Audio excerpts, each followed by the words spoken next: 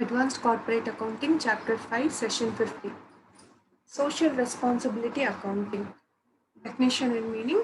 Social Responsibility Accounting means modification and application of conventional accounting to the analysis and solutions of problems of a social nature.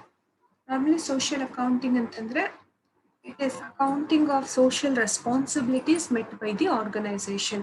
ಈ social responsibility accounting concept ಏನಿದೆ ಅಂದ್ರೆ ಆರ್ಗನೈಸೇಷನ್ಗೆ ಇರುವಂತಹ social ರೆಸ್ಪಾನ್ಸಿಬಿಲಿಟಿಯನ್ನು ಅವರು ಎಷ್ಟು ಮಟ್ಟಿಗೆ ನೆರವೇರಿಸಿದ್ದಾರೆ ಅನ್ನೋದ್ರ ಬಗ್ಗೆ ಅಕೌಂಟಿಂಗ್ ಮಾಡುವಂಥದ್ದೇ ಸೋಷಿಯಲ್ ರೆಸ್ಪಾನ್ಸಿಬಿಲಿಟಿ ಅಕೌಂಟಿಂಗ್. ಇದು mainly concern with measuring and disclosing the cost and benefit to a society as a result of operating activity of a business enterprise.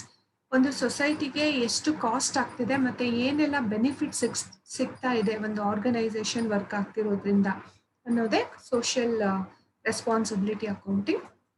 In simple, social accounting ಅಂದ್ರೆ accounting of cost and benefit to the society on account of business activity for the purpose of communicating it to the interested parties. ಒಂದು organisation existence ಅಲ್ಲಿ ಇರೋದ್ರಿಂದ ಸೊಸೈಟಿಗೆ ಆಗ್ತಾ ಇರೋ cost ಏನು, ಅದ್ರ benefits ಏನು, ಅದ್ರ ಬಗ್ಗೆ ಒಂದು ರಿಪೋರ್ಟ್ ಅನ್ನ ಮಾಡಿ ಅದನ್ನ ಇಂಟ್ರೆಸ್ಟ್ ಇರೋಂಥವ್ರಿಗೆ ಕಮ್ಯುನಿಕೇಟ್ ಮಾಡುವಂಥದ್ದು. This is the process of social responsibility accounting. ಈ ಸೋಷಿಯಲ್ ರೆಸ್ಪಾನ್ಸಿಬಿಲಿಟಿ ಅಕೌಂಟಿಂಗ್ ಅಲ್ಲಿ ಮೆಥಡ್ಸ್ ಅನ್ನ ನೋಡೋದಾದ್ರೆ there are two methods. One is a social income statement, ಇನ್ನೊಂದು social balance sheet. The social income statement is a statement which covers the net social income to employees, community and general public from an organization for a particular period. ಇದೊಂದು statement ಏನೆಲ್ಲ cover ಮಾಡುತ್ತೆ ಅಂದ್ರೆ net social income ಎಂಪ್ಲಾಯೀಸಿಗೆ, ಕಮ್ಯುನಿಟಿಗೆ ಮತ್ತೆ general ಪಬ್ಲಿಕ್ಗೆ ಒಂದು organisation ಇಂದ from a particular period of time, may be ವರ್ಷದಲ್ಲಿ ಎಷ್ಟು net social income ಆಗಿದೆ ಎಂಪ್ಲಾಯೀಸಿಗೆ, ಕಮ್ಯುನಿಟಿಗೆ ಮತ್ತೆ ಜನರಲ್ ಪಬ್ಲಿಕ್ಗೆ, ಆ ಒಂದು ಸ್ಟೇಟ್ಮೆಂಟ್ ಅನ್ನ ನಾವು ಸೋಷಿಯಲ್ ಇನ್ಕಮ್ ಸ್ಟೇಟ್ಮೆಂಟ್ ಅಂತ ಕರಿತೀವಿ. ಈ ಸೋಷಿಯಲ್ ಇನ್ಕಮ್ ಸ್ಟೇಟ್ಮೆಂಟ್ ಅಲ್ಲಿ ಏನೆಲ್ಲ ಇರುತ್ತೆ ಅಂದ್ರೆ social benefits and cost to employees. ಅದರಲ್ಲಿ social benefits to employees, medical facility, medical insurance, sick leave, township housing facility, concessional water electricity supply, career advancement, educational facilities, food service, canteen facility, vacation, holiday, recreation, cultural facility, concessional transport, bank, other benefit, retirement benefit, quality of life.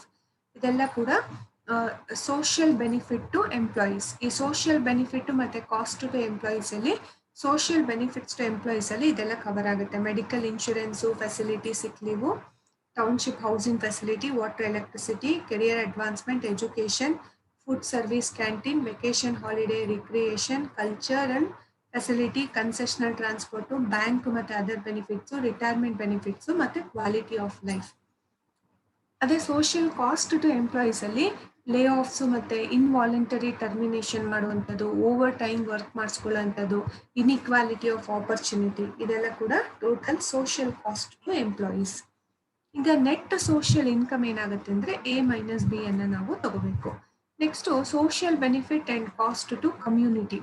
ಅದರಲ್ಲಿ benefit to community ಏನಿದೆ ಅಂದ್ರೆ local taxes paid, environmental improvement, welfare activity, local tax, worth of net jobs created, worth of business generated for the community.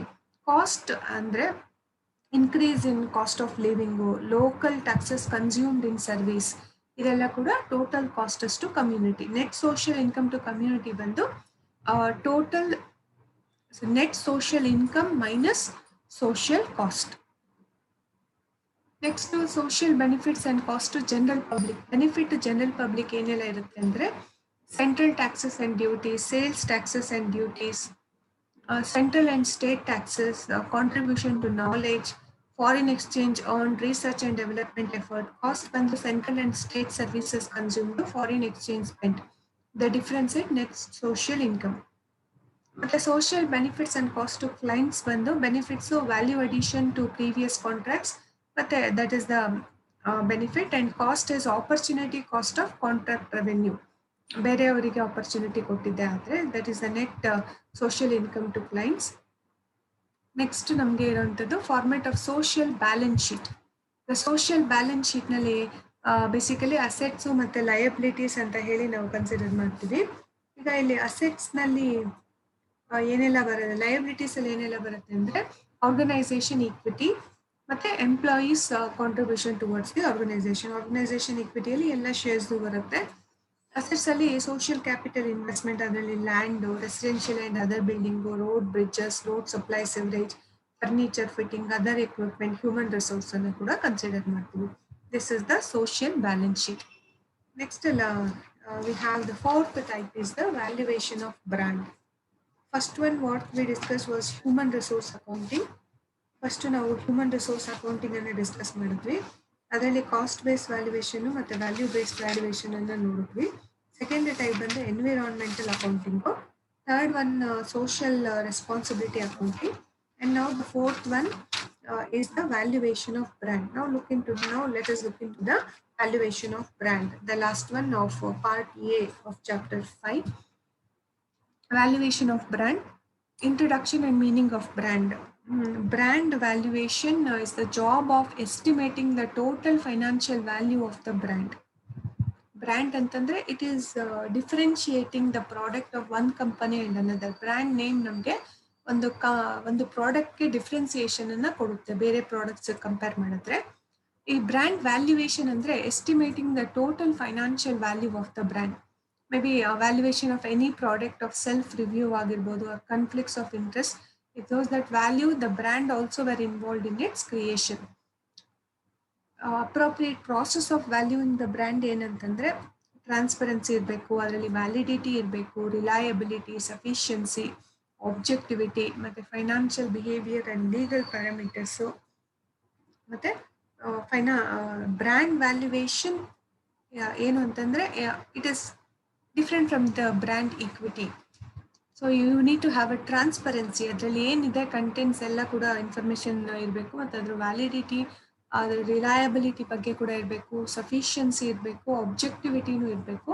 ಈ valuation of brand should cover all this.